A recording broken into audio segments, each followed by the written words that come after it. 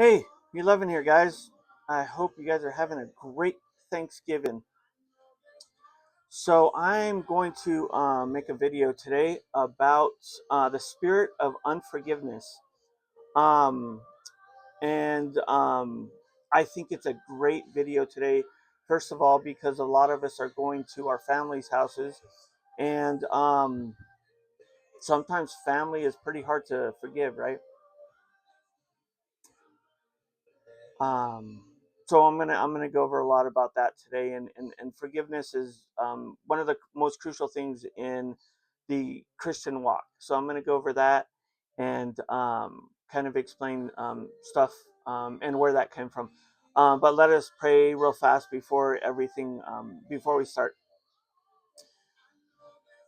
God, thank you for everything. Thank you for your grace. Thank you for your forgiveness.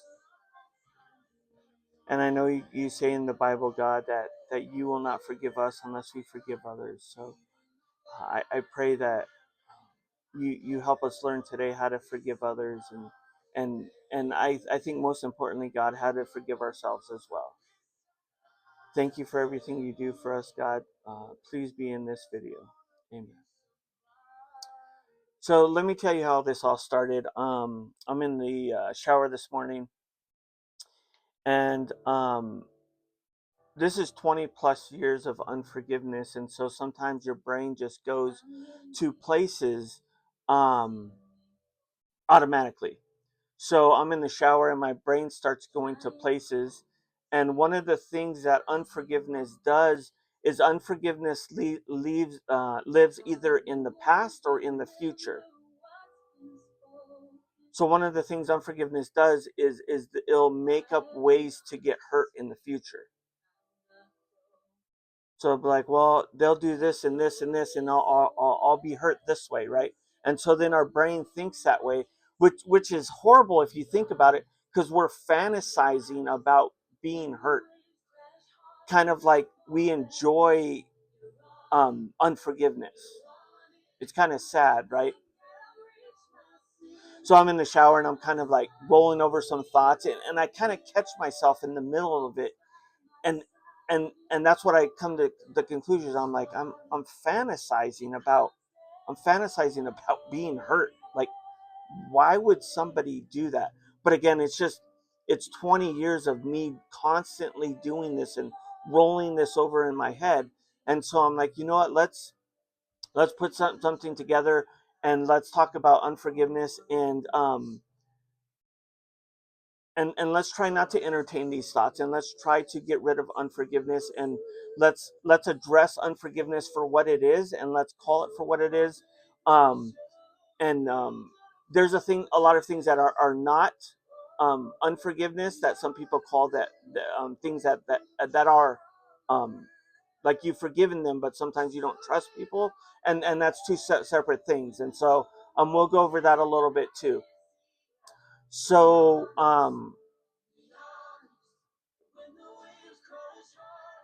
we're going to start off with inward struggles of people with unforgiveness. So, kind of like I was talking about, they're in the replay mode. So people get stuck in unforgiveness, constantly replaying the offense in their mind. So they rehearse what happened, what they should have said, and how unfair it was. Again, and that was one of the first things that happened in my mind today. I'm rolling it over. I'm like, oh my gosh, if they say this, I say that, and then blah blah blah. And then I catch myself. I'm like, what am I even doing? None of this has even happened yet, and I'm fantasizing about being hurt. Like, what? Why am I even going there?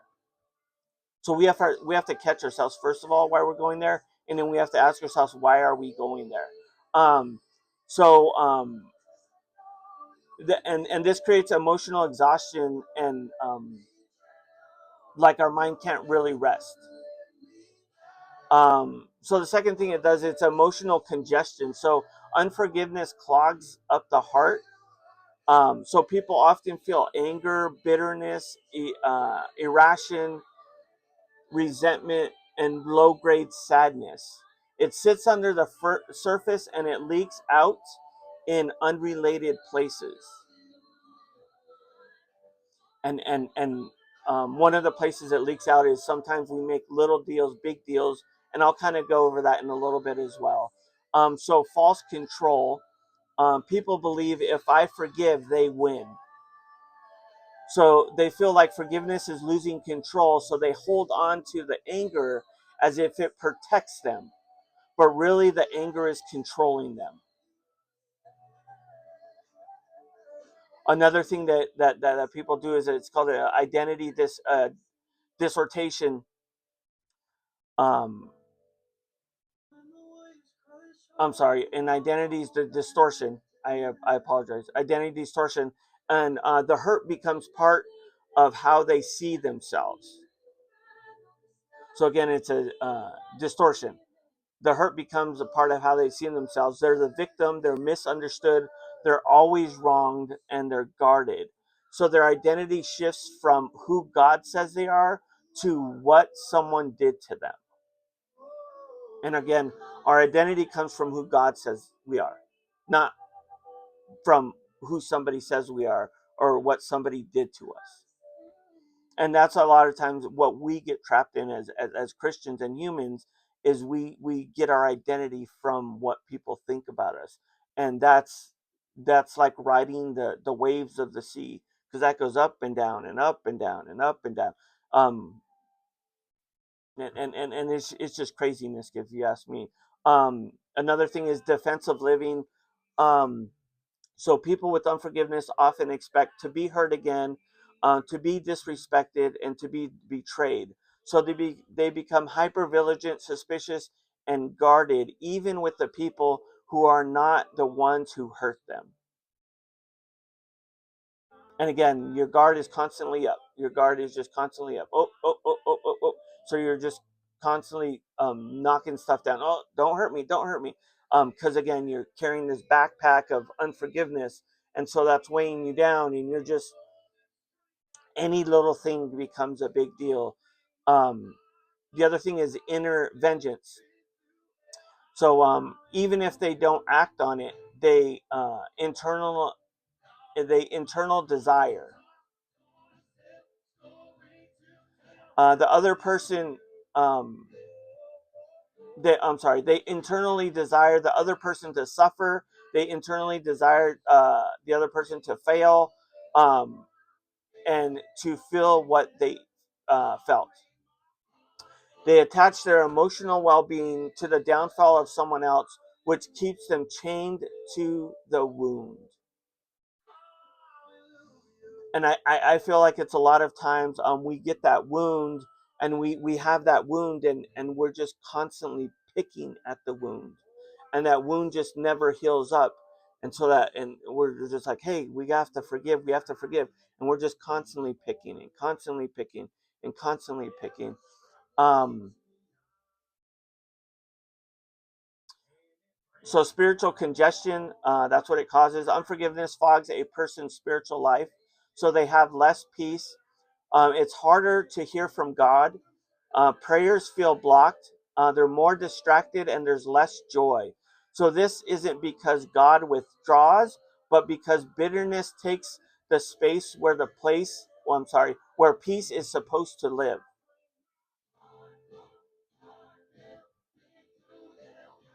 Yeah, God doesn't really deal well with unforgiveness. I think we all know that.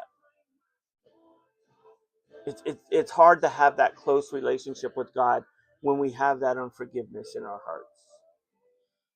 Emotional borrowing. So unforgiveness keeps a person in the past, so the past becomes their filter for the present. They borrow emotions from old events, anger from 5 years ago, fear from an old wound, sadness from a relationship long ago. They the they're reacting to today, but the emotions are from yesterday. So they're emotionally borrowing. And the sad part of it is, um, when they're doing it, it's like we can relive it for it's actually happening right now. So we could feel those same emotions and the same betrayal and the same hurt, and we just keep bringing it up and bringing it up and fostering it, and it hurts. And so the other thing that we do is a self punishment. So some people turn to pain inward. So they have low self-worth. Maybe I deserved it. Something must be wrong with me. Unforgiveness sometimes morphs into shame towards themselves. They withhold love. People with unforgiveness struggle to trust, to connect, to be vulnerable, to receive love from others, and to give love freely. They put everyone on a leash because of the one person who hurt them. Isn't that the truth? So, from a biblical perspective, here's a few short verses that expose the inward struggle. Hebrews 12:15 says, "Bitterness is a root that defiles many." Ephesians 4:31, "Unforgiveness produces bitterness, wrath, anger, and malice." Matthew 18:34 through 35, "The unforgiving servant was handed over to the tormentors, inner torment." That's actually a very interesting story if you guys want to read that one. That one's Matthew 18:34 through 35. You have to read some verses before that, of course. But yeah, that's a very interesting one. Um, Proverbs 17:22, "A bruised spirit dries the bones," physically, emotional effects as well. Um, Another thing that happens is they react bigger than the situation. So a small comment produces a big emotional response. They're not reacting to that matter, they're reacting to an old wound. So that's why a lot of people, they make small deals very big deals. Like, hey, that was just a little small deal. Why are you blowing it up to something out of proportion? Like, I just said this little thing. I'm sorry that I said it. But then they blow it up to this thing, and you're like, I'm sorry, I'm sorry. I don't know how to say I'm sorry enough. Like, it, it's just this little thing, but to them it's this big thing because they're pulling back these wounds from back and back and back, and they're just reliving them. And so, and the reason I can say all of this, I'm sorry, the reason I can say all of this is because I have been through all of this. I've done all of this, and I've been there and I've done that. So I've got the ticket. I've been there, and it's a bad place to be. Um, so they avoid certain people and places. So avoidance is one of the clear signs of the heart is not has not healed. The heart was free. The person, if the heart was free, the person wouldn't need to hide. They tell the story over and over. So the wounds that are healed don't need to be rehearsed. If someone can't stop talking about it, it's still alive. That was one of the same things I did over and over and over as well. Um, their language is always and never. They always do this. They never treat. I never get treated right. Absolutes reveal unresolved pains. And no one can always do something or never do something. They don't do that 100% of the time. So those always and never languages, they show that inner hurt and that unforgiveness that needs to be dealt with. So they can't celebrate that person's blessing. So jealousy, annoyance, or bitterness when the other person does well shows the heart is still tied to that offense. um, the difference between forgiveness and trust. So this is the big one here. So forgiveness is given immediately. It's commanded, it's a choice, it's about your heart, not the behavior. It's a released debt. It breaks the chains between you and the pain.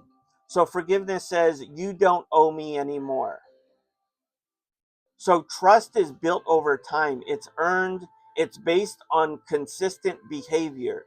It protects your boundaries, and you can forgive someone and still not trust them.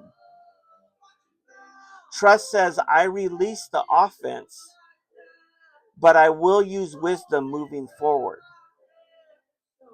And a lot of people get this confused, right?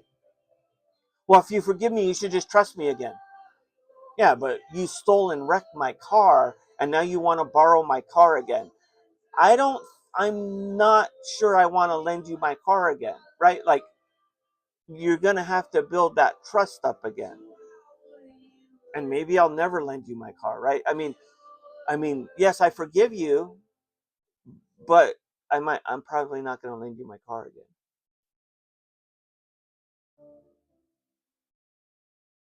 So forgiveness is a gift. Trust is a process. Forgiveness frees your heart. Trust protects your future. Um, so there's a hidden prison as well. So Matthew 18:34-35 says the unforgiving servant was handed over to the tormentors. The truth is, unforgiveness locks you in a prison, not them. I'll say that one more time. Unforgiveness locks you in a prison, not them. So the inward symptoms of unforgiveness is replaying the pain, and I went over a few of these before.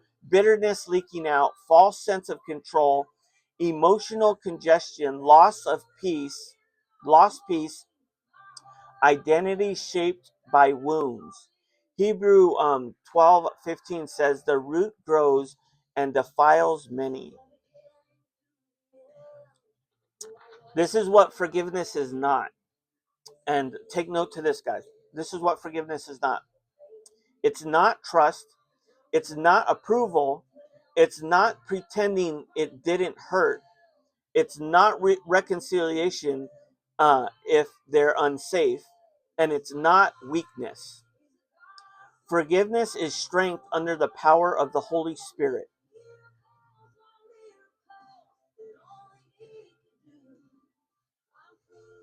So what is forgiveness? In Colossians 3:13 it says, forgive as the Lord forgave you. So it's releasing a debt, it's giving God the right to judge, it's freeing your own heart, it's ending the emotional drain, and it's letting God heal the wound. So this is how you forgive. You name the hurt, the real hurt that you have. You release what they owe you. You give the pain to God. You bless them. That's in Luke 6:28. Blessing breaks bitterness. And you repeat as needed. One of the things that I have started to do, which actually really helps me, is pray for the person, because it's hard to be bitter towards a person and pray for them at the same time. So one of the results of unforgiveness, your peace is going to return, your mind quiets down, your joy increases, your bitterness loses power, and God's voice is clear, and your relationships heal as well. Because a lot of times when you're mad at one person and you're bitter towards one person, it affects all of your relationships. It's not going to just affect that one relationship, it's going to trickle down to all of your life.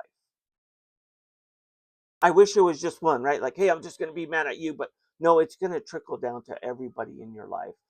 Proverbs 4:23 says, guard your heart because everything flows from it.